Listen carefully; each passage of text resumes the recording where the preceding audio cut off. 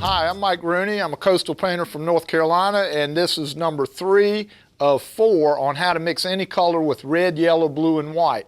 In the first 2, we talked about hue and value. You got to get those 2 right first. Now we're on temperature. Now we know that this color is the right value, but it doesn't look the right color, and that's because the temperature is wrong. There's 2 things left that aren't right that make this color that color, and that's temperature and saturation. So I look at this one and I say, okay, temperature-wise. Now temperature means, of course, warm temperatures are red and yellow. So anything that we have to warm up, we would have to use either yellow or red, depending. Or if we have to cool it down, of the 3 we have, which is red, yellow, blue, and white, we would use blue to cool it down. So in this case, you can look at this and tell that's too warm, okay? So we need to cool it down. So the only thing we can cool it down with is these 2. We're not going to cool it down with yellow, obviously. We could cool it down a little bit with that, but then it's going to go orange. So there may be a little bit of that in there, but we mostly got to cool it down with blue. Now here's the cool thing. You don't want to take blue, straight blue, and put blue into there because it'll turn it green. So you have to take this thing and lighten this thing up down here. We don't want to change the value either.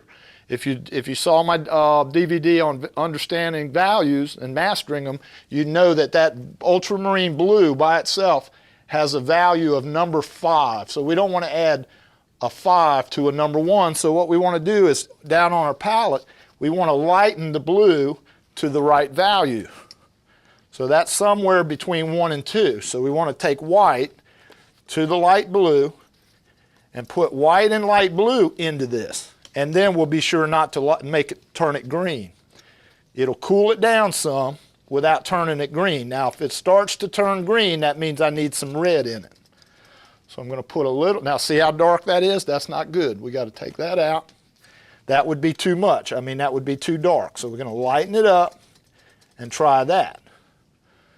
Okay, that's about the right value. So we'll put it in there. Now see how it's trying to turn it green? It went a little bit green. So let's add a little bit of red. Now we do the same thing. If I take the red and put it in there, here, let's put a little bit of red straight out of the tube. That would be too much. It's be too dark. So I'm going to lighten it up a little bit, put a little pink in there. So it really did turn it orange in a way. It came back to orange. So we take it. Now let's make sure it doesn't get too dark or too light. That's basically the right color.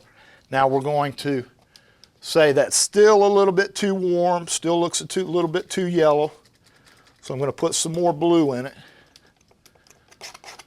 Be sure that I don't turn it green. I don't want it to go green. Now look at that.